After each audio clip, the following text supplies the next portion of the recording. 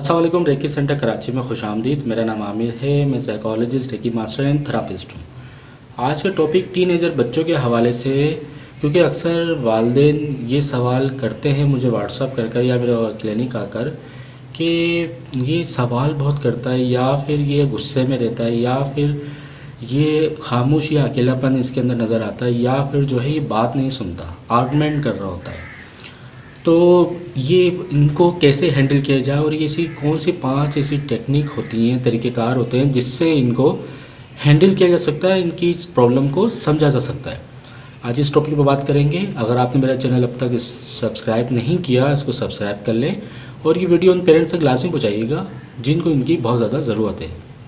तो स्टार्ट करते हैं कि वो 5 ऐसे कौन से पॉइंट हैं जिसमें हम अपने बच्चों की आर्गुमेंट, लोनलीनेस, एंगर और इनके अंदर जो क्वेश्चंस आंसर्स बहुत ज़्यादा चल रहे होते हैं तो उसको डील कर सकें। सबसे पहला जो पॉइंट आता है वो आता है एक्सेप्ट के हवाले से। अब इन जैसी भी इनकी कंडीशंस हैं उसको आप एक्सेप्ट करें, उनको उस हिसाब से कबूल करें कि इनके साथ अगर कोई इश्यूज़ हैं तो वो आप एक्सेप्ट करके उनसे डिस्कस करें। अगर जब आप एक्सेप्ट करके उनसे डिस्कस करेंगे तो वो उम्मीद है वो प्रॉब्लम हल हो सकती है। इसमें सेकंड जो पॉइंट आता है वो आता है आक्स, पूछने का।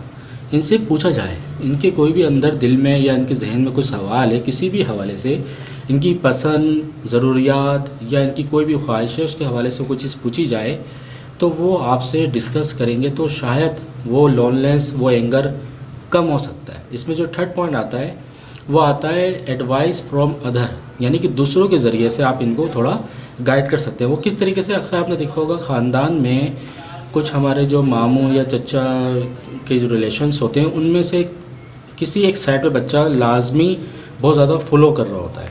फॉलो से मुराद या तो मामू की ज़्यादा की तरफ होता है, या तो फिर चचा या पप्पो या किसी की तरफ भी अगर वो ज़्यादा होता है तो उनके ज़रिए मैसेज दिलवा कर आप अपनी बात कहलवा सकते हैं और वो जो गैप है कम्युनिकेशन का उसको आप ख़त्म कर सकते हैं। लेकिन इसमें थोड़ा सा आपको पैटर्न्स पैदा करना पड़ेगा उस हवाले से डिस्कस करने में, क्योंकि ये बहुत ख़ास एज होती है टीनेजर जिसमें आपको बहुत हिसाब किताब से डील करना होता है।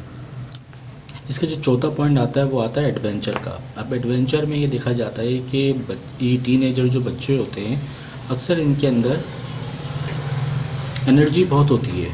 एनर्जी के साथ साथ ये हर चीज़ को यानी कि इमोशनली तौर पर ट्रीट कर रहे होते हैं, जिसकी वजह से इनके हर काम में बहुत स्पीड नज़र आती है।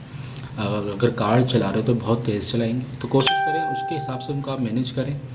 और सेकंड ये कि उस हिसाब से उनको एडवाइस दें, उनमें आप गुस्सा ना हो, उसको आप डील करें, क्योंकि इस एज में अक्सर ये इस तरह के केमिकल और बॉडी में जो चेंजेस होती हैं उसमें ये चीज़ें नज़र आती हैं।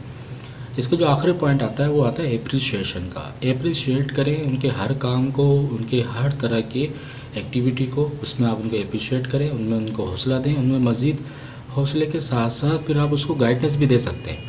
अब हौसला और गाइडेंस जब आप साथ देंगे तो वो आहिस्ता आहिस्ता अपनी चीज़ को मैनेज करने लग जाएंगे, जिसकी वजह से इनमें एग्रेशन, एंगर, आर्गुमेंट और एरोगेंस वगैरह जैसी चीज़ें इंतहाई कम होंगी।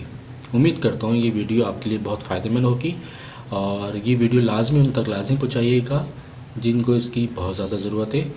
और अगर आप अपने बच्चे या किसी की काउंसलिंग या थेरापी कराना चाहते हैं तो आप मेरे नंबर पर रब्ता कर सकते हैं। मेरा नंबर स्क्रीन पर शो हो रहा होगा। शुक्रिया।